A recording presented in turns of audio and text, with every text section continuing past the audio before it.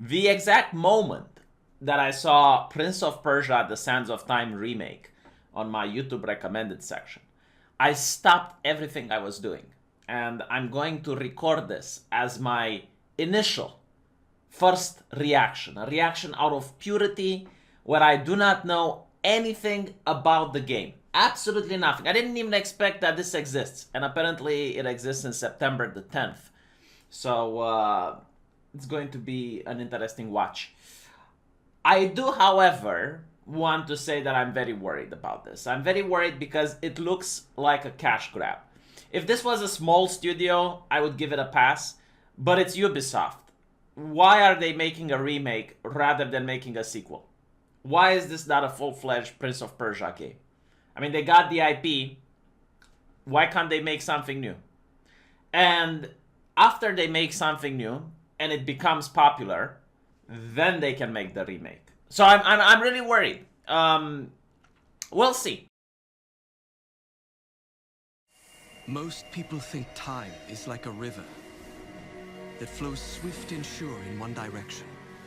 But I have seen the face of time, and I can tell you, they are wrong.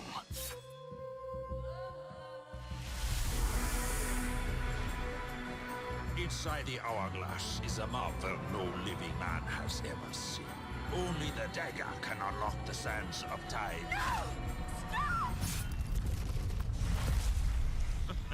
No!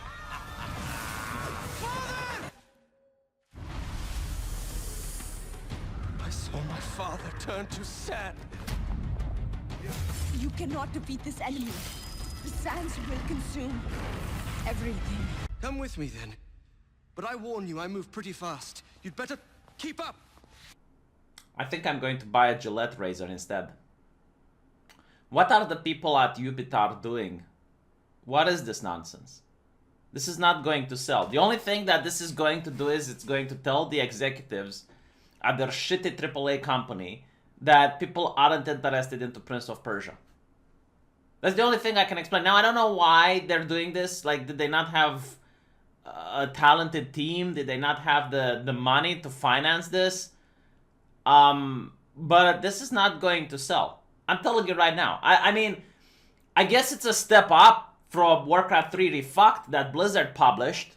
So there is that. But like, man, the graphics. Alright, we are in 2020, yes? Is it current year? This is not 2020 graphics. Like, look at it. What on earth is this?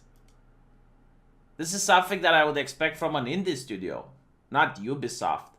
They would have had more luck if they just released a cool platformer with Prince of Persia. They would have had more money. Like, they would actually get... And not to mention, like, this was not even requested. Like, again, you should have made a sequel or just restart the franchise and then make a remake of this once you get some fans going. This game doesn't age well in 2020. Here's why. When this game came out, the absolute best the industry had to offer for this type of genre was Tomb Raider. And Tomb Raider, well, having two things going for her, was also a very sluggish game. The movements were kind of clunky. She didn't have any special abilities. But it was still cool. Like, you got to experience different environments, and you were climbing on mountains or ancient ruins.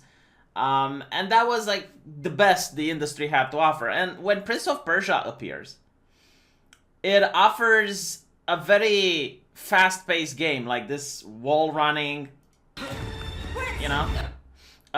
You can climb on top of enemies, and you can do, like, really cool acrobatics as you're fighting them, right? So for that time, this was quite a step up. But again, it's 2020 now. Now this looks boring. Like, there are video games where you can do far cooler stuff than you could do in Prince of Persia back then. So it's not going to wow anyone. Someone who never played this game is not going to understand why this was an interesting game at the time. The second thing that bothers me, and this bothers me quite a bit, is the voice acting. One of the most important things of Prince of Persia was the soundtrack, like the music, which I can't play right now for copyright purposes, but like if you Google Prince of Persia Sands of Time soundtrack, you're going to hear some phenomenally good songs, especially for a video game. Almost Blizzard level in quality, I would say. And the voice acting, like the lines between the characters. I mean, just compare this. Inside the hourglass is a marvel that no living man has seen. Only the dagger can unlock the sands of time, and it belongs to a greater one than I. Inside the hourglass is a marvel no living man has ever seen. Only the dagger can unlock the sands of time. So in the first one, it's as if he is telling you a story.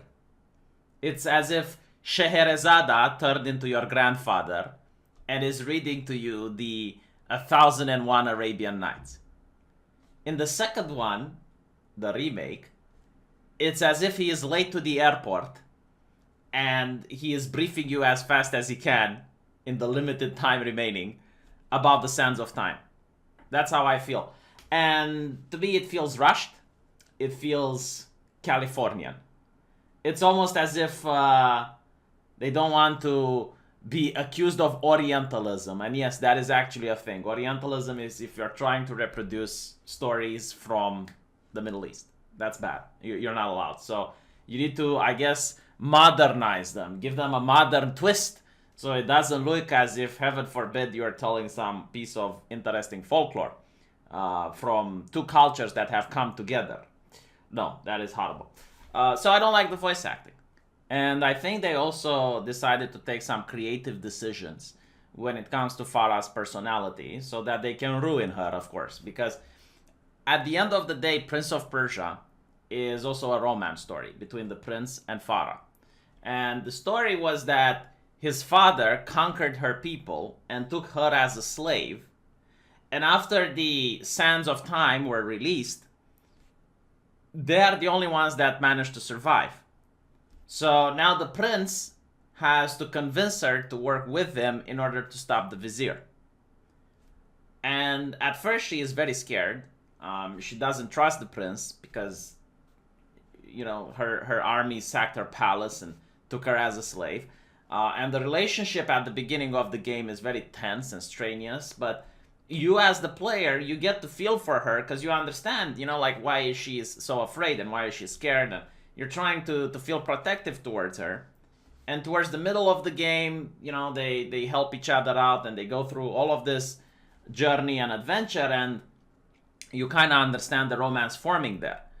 But here, to me, she looks like a strong, empowered woman that doesn't need no man's help. So I cannot feel the same compassion for the character. If the character is in no danger, and if the character is in control of the situation, you can't make me feel anything about them. I mean, by this logic, I would be like, well, okay, you know, go on your own way, do your own stuff, and we're going to meet at the hourglass. Like, why do you need me for, if you're so competent and so adventurous? They're going to ruin it. Like, they're going to ruin this whole love story, because I suppose they can't make interesting female characters anymore. They rob them of their humanity.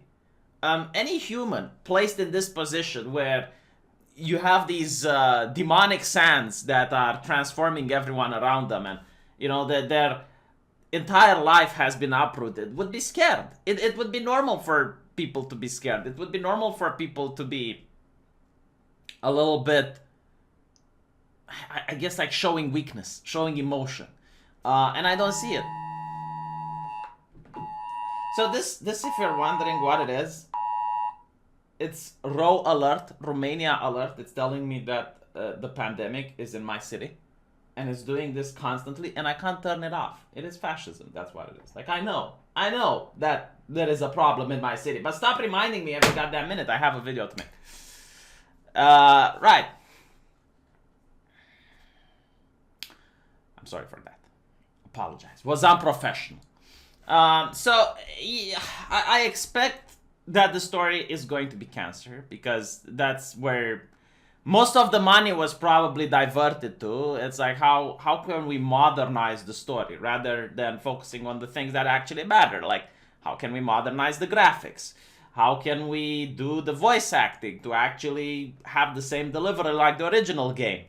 Or what other gameplay elements can we add in order to make the game more interesting? I haven't seen a single new gameplay element in this. Not a single one, you know, and we're talking about 2020, an age where every single video game like this now has the enemies just talking to each other, constantly moving the plot forward and making it feel like it's an immersive world, and trying to get you to care about the character.